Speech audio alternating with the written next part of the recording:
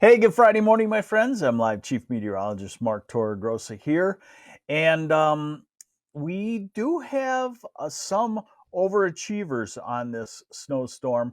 Why? All I can think of is the flakes have been fairly big in a strip. Um, and so let's get to it and show you what's left. You know, the other thing too is that with the robust snow reports that we're getting in the southwest corner, Grand Rapids area, 11, some 12-inch reports. Some of the emergency managers are reporting that the roads are in halfway decent shape, that there are very few slide offs. Yeah, we have a hat because it's a bad hair day because I had a hat on yesterday and didn't wash my hair. So that's what you get today. Oh, let's see. Someone's saying snowing, good snowy morning, solid 10 inches in Saugatuck, Wayne Dorkland. Yes, that's right. Am I pronouncing that? Hey, Mr. Pivos, Ed Pivos from MLive. 4 to 5 here in Novi. Looks like that sounds about right. So, winter weather advisory continues in effect for this morning into some places early afternoon. Here is the radar, and you can see, what you get off of a radar when you stare at this is the very darkest blue is usually bigger flakes that stack up a little quicker, and the lightest blue is very small flakes. Uh, you can kind of, over the last hour, notice somewhat of a trend downward overall, but you still got patches of moderate to heavy snow, Muskegon through South Haven to Kalamazoo right now, and some areas around Detroit and the north side of Detroit have the darker shadings. Let's take a look at some of these snowfall totals for you. Here's a good statement. If you can see it, well, let me get it over here. So on the east side of the state, we're looking at. I thought I was going to wrap the forecast. No, I don't wrap, but I could grab my acoustic over here and do a little acoustic version. So Genesee, Burton, 3.5 inches. Lapeer, 4 inches. This is as of about no, this is about 9 o'clock. Saginaw, 3.3. Wayne County, 4 inches. Detroit Metro reporting about 4 inches or so. Let's see what we got at Grand Rapids. Now, see, here we have, let's see, tech summary. Okay, this gives us a pretty good indicator on the west side of the state of the reports. Okay, so we're at Kalamazoo, 6.5, Plainwell, 7.7. Saline, by the way, has 5.6. I always I always try to get Saline in there because the bigwigs from MLive live there, and I learned long ago that the bigwigs, they always want to know about the weather at their house, so I try to get that in. In fact, it took me about a year to figure out how to pronounce it. It's such a fancy name. All right. Hi, Mr. Heiner, and well, I guess I shouldn't call out the bigwigs that live in Saline because of security issues. We do that nowadays. So, but I think he has bodyguards. Let's see, Kent. Sorry, folks. I guess this will probably be my last day at MLive. Yikes. Then I'm going to come out with an app and you're going to have to pay me like $3 a month, all of you, thousands of you, to give you the weather. Where else? Okay, Irving and Barry County, 12.5 inches of snow. Okay, here's a better one. Here's a more complete total for you. There's Kent County, Grand Rapids, Granville, 11.8, Cutlerville, 11, Kentwood, 11, East Grand Rapids, 8.5, southwest of Grand Rapids, 7, Let's see, where else do we have in here? Muskegon, Wolf Lake 3 inches, Hudsonville 10. So a good solid, let's call it a solid 5 to 7 inches on the southwest quarter of the state, with an embedded little strip of 9 to 12 inches. Tom Ramsey saying 12 inches in Freeport. Is it a heavy wet? Because over here it's a pretty wet, sticky snow. Is it a 12 inches of stickiness, or I gotta believe there had to be some fluff in that for it to build up. All right, so now let's get to her. Let's see. How much left to fall? So here's your radar forecast, and get it centered for you. Here's your radar forecast, and I guess I would call the story slowly waning. Slowly waning snow. So here we are at noon, and there's still areas of snow around. The radar forecast still shows possibly Muskegon to Holland to South Haven. Watch for a surprise. I'm saying there's only an inch or two left in that area, but there's this lazy spot which could really overachieve. Okay, so in those places where there's a foot, I would say you might have isolated 3 to 5 inches. It's going to be snowy regardless. So we're at noon, 1, 2, 3 o'clock, and it's really tapering down. You know, if you go by this, it ends on the west side of the state around 2 o'clock or so, totally ends. Prior to that, the last couple of hours would be just very light snow. And we go to, let's go to 5 o'clock, you know, ending in the east part of the state, ending in the Detroit area. Okay, so everybody's saying sort of wet, but not really heavy. And then as we get into the evening, it should be done, except the thumb. A northeast wind on the eastern side of the thumb may keep it going, and there could be a little band down through the very isolated band through the southwest corner of the state. We're done with the snow on Saturday generally, and then look what we have coming on Saturday night and Sunday. Light, it looks like. Talking probably an inch or less, something like that. How much additional snowfall? I want to hit the update and get the very latest, and that's why we like the rapid refresh, because it comes in every hour. This is giving us 7 hours worth, and that pretty much should cover the storm. And you can see that it's saying less than an inch around the Grand Rapids and Lansing area in Kalamazoo, an inch to 2 inches around Detroit, Saline, Ann Arbor, and then 2 to 4 inches on the eastern side of the thumb. I would, just because everything has been overachieving, I would probably double all this. And I would say realistically another inch or two, Grand Rapids, Lansing, Kalamazoo. I would say maybe 2 or 3 inches additional Ann Arbor, Detroit area, Flint, Saginaw, and especially the eastern part of the thumb.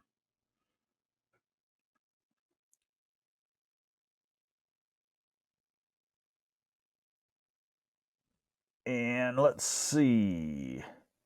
Okay, so we're done with this storm, right? Now let's go on to the next storms, and they're there. So this is the European model. This is Saturday. Tomorrow should be a good travel day. If you're starting to do the spring break drive southward, that's very common in March. Saturday, a good day. Look at that. Michigan to the southeast, dry conditions. Saturday night, Sunday morning, a kind of what we call a double barrel storm system, and we're not in one of those barrels. One up to the northwest in Minnesota, one to the south in the southern southeast part of the country. That's Sunday morning. So we get kind of a weak area of light snow that dissipates as it comes through. That's Sunday. But then that storm hits the East Coast, hits the Atlantic on Monday, and it intensifies, maybe their first snowstorm of the year. And what does that do for us? By Monday night into Tuesday, it puts us into a north wind, it puts us into snow showers, and it puts us into yuck of March. And we know what that is called. We know how that feels. Like, oh wow, what just happened? Did we go back to 1st of February? So this is Tuesday. That's windy, snow showery, but not terrible. Some lake effect enhanced areas, very southwest corner, northern Indiana. And we go into Wednesday and we have a nice day, start a warm up, get back into a southwest wind. Thursday, we start a warm up in earnest, it looks like, as a storm maybe pulls up to our west. And it's a storm that will have a significant cold front. So here's Friday. We're in the warm sector, and then the cold front comes through. And as another wave develops along that into the northeast, our weather goes back into the tank, as I've been calling it. And that will be next weekend, March 19th, 20th. And there again, that's a surge of cold heading from the north. So basically, you're going to have a couple of days of quite mild weather in between all this wintry weather. So today is interesting because, with March snowstorms, once they end at noonish or early afternoon, even if it stays cloudy and that sun comes through the clouds, it has some power to get the pavement up to 33, 34, 35 degrees. So this might be one where on paper you say, wow, they had quite a snowstorm. And on the roads, you might say, not bad on the interstates. I'm not saying it's perfect, but not bad. Give yourself a little time. If you want to travel safely and you're nervous about it right now, give yourself till mid-afternoon. Snow slows down, plows swipe, put salt down, the other cars slurry that salt, and you're probably good to go, to be honest with you, on the interstates. Tomorrow, kind of a chilly day in the 30s. Sunday, mid to upper 30s. So there will be a lot of melting on the roads. Wayne Plow just covered his road. I know that. Hey, there you go, Bloomfield Hills. Oliver Jerriman? Hopefully I got that right. Thank you, Judy Boomer. I appreciate that very much. I already had the speculator emailing yesterday. Oh, you're going to blow this. Why have people panic? I'm like, first off, I think I keep a calm voice. If I think you're going to need to panic about weather, you're going to know it because I'm going to tell you to panic. And I said, this is a 4 to 6 inch snow in most places. It looks like it's going to work out perfectly, except I will admit that when you get to a foot after expecting 6, that is a significant difference. And it happens very rarely, and it happens in small geographic areas. But you're still prepared for 6 inches. So this guy says, yeah, why cause all the panic? I'm like, I don't know anybody's panicking about 4 to 6 inches is going to be over by the afternoon. You must have panicky friends, is what I replied to him. Okay, so we're at Monday. And remember, then that nor'easter develops, pulls the cold air down. So Tuesday, yuck. Wednesday, a little better, upper 30s to near 40. Thursday, into the 40s to near 50. Friday, in the 50s, maybe 60 degrees, depends on the track, the speed of the storm. How much snow have I gotten so far, Jerry Williams? I would call it 3 inches, something like that. And then here we go into Friday, and then the next nor'easter perhaps developing, and next weekend we're back to the winter. So that is the kind of pattern that I did warn you about that's coming in March. It looks like March is going to be our first month to average below normal on temperatures in quite a while. I can't remember exactly what it was the last month, but I know that we're talking November, December, January, and February were all warmer than normal. So, a couple of inches left today. Storm timing behaving, storm amounts behaving Most places, although I will admit, 5 to 7 inches heavier in a strip from around Grand Rapids back to the South Haven area. And then the road should improve pretty dramatically. Great traveling for tomorrow. Take the sunglasses. Sunday, a little light snow and kind of a very, what's the word for the March pattern that we're going to have? Depressing, probably, but remember, we need this. We need the cold. We need to slow down the fruit bud development. We need to, slow down all of the development of our landscape plants. Otherwise, we would have had real problems in April. Hey, let's talk and take a few questions. Decent snowstorm again in Lansing. Oh, by the way, National Weather Service Grand Rapids put out a statement today. They've already had a record snowfall for the day. It sounds unique, but it's not really.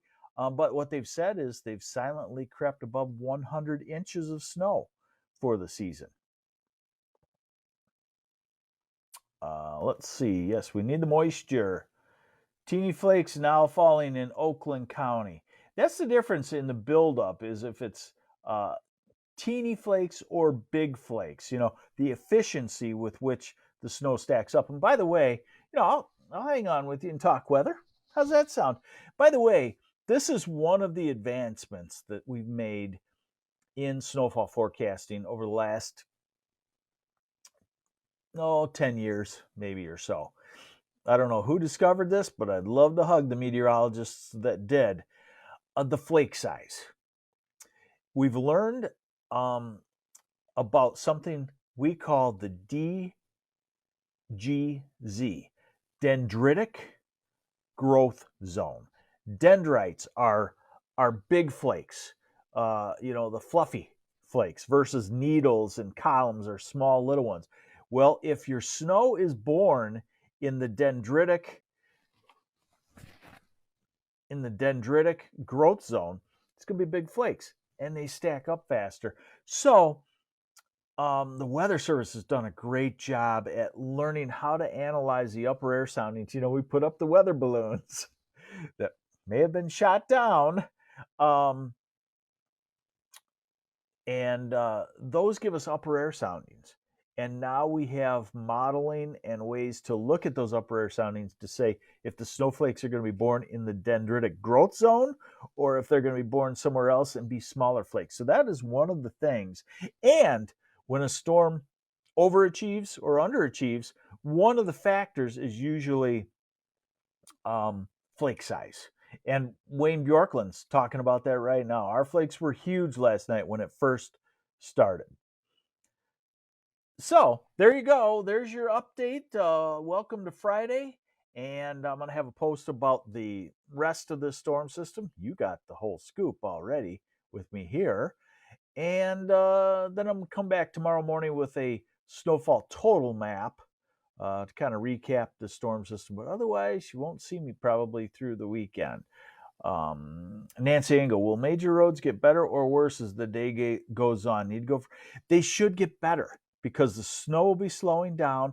And I've heard that they're not too terrible as far as the interstates right now, but the snow will be slowing down, so the plows will have plenty of ability to keep up. The salt will work, and our temperature could pop up to 33, 34 degrees, and that really helps salt slurry on the road. So I think you're going to be okay if you wait it out a little bit.